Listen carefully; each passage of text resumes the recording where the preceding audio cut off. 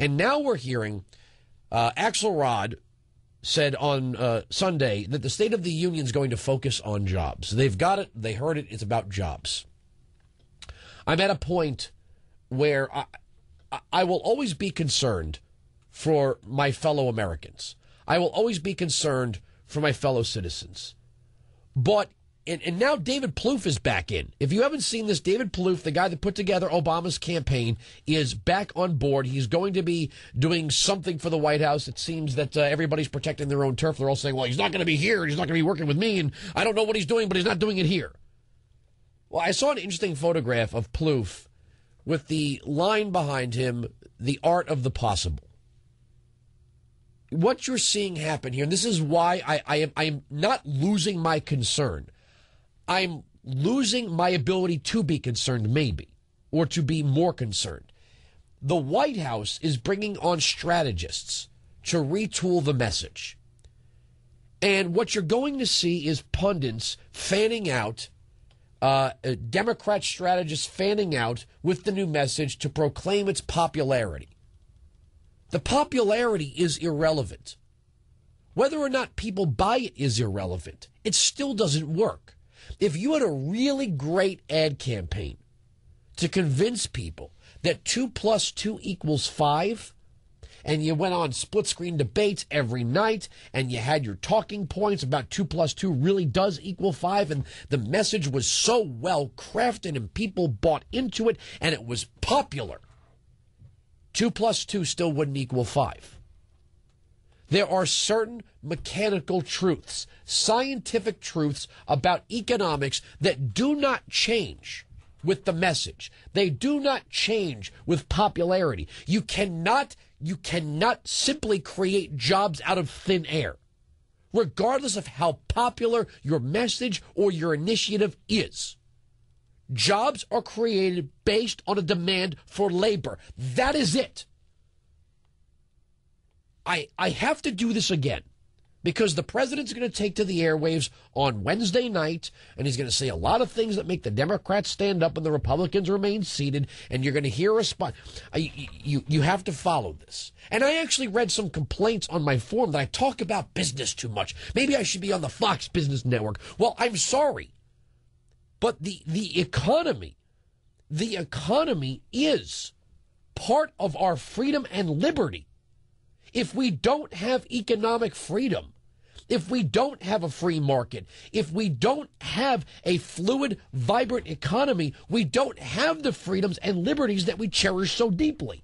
So if you're sick and tired of me talking about business, either you don't understand or you don't understand how it's related to freedom and liberty.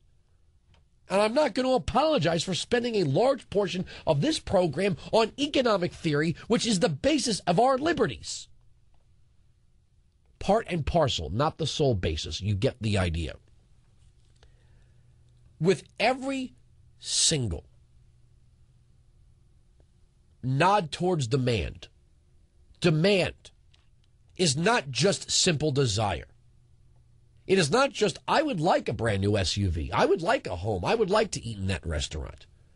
Demand is not just based on desire. It also, and I hate to be a poet and didn't know it, it also includes the means to acquire capital, resources, whatever that is.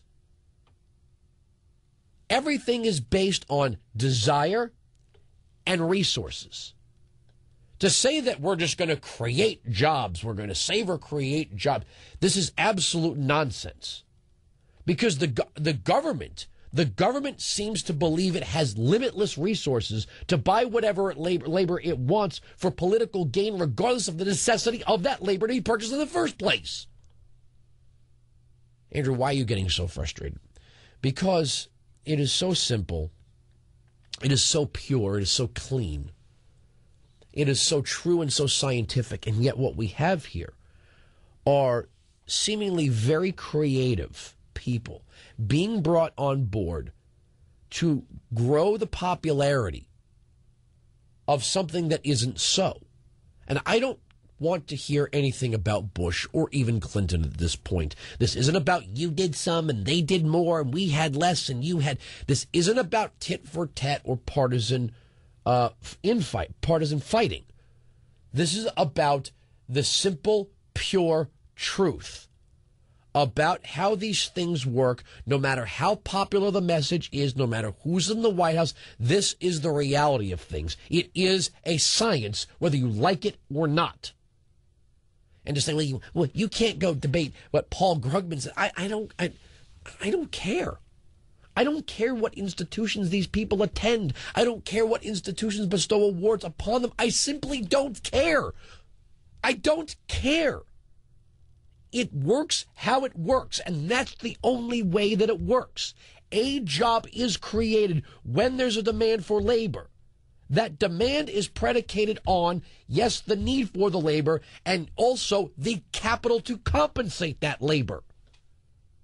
If the private sector is being told that they're going to face stiffer penalties for their mere existence, meaning the government is going to take more money out of the economy away from people, the means to acquire a particular product or service or the labor of another human being diminishes when a person, small business, medium-sized or large-sized company, has less capital to operate with. To look at past profits and say, well, you've had a past profit. The last decade was good to you. That's not on the books right now. Businesses are not in the business. Smart people do not engage in day-to-day operations that take day-to-day losses. Now, there might be some acceptable losses for a greater good or for a wonderful tomorrow. I mean, that's investing. You put money in. You start with some operating capital. You're really not generating a profit right off the bat. I mean, very few businesses generate a profit right off the bat. So there is what seems like a loss in a particular quarter or a particular year with profitability somewhere down the road. But you don't go into it knowing you're going to lose. If the federal government being led by Barack Obama is saying to the business world, you owe it to us to create jobs, even if those jobs provide you a net loss, that is absolutely ridiculous. That is the assumption here is that companies are just not hiring because they're in a bad mood. That is simply not the case. The president's charisma, his charm, his personal popularity, his two good-looking kids, and his supposedly smart wife do not change economics. Business people might shake your hand. They might come to your cocktail party. They might even take a picture with you. But they aren't going to purchase unneeded labor. They simply won't do it. And to offer them tax grants to do so is to take somebody else's money so these people can do some hiring.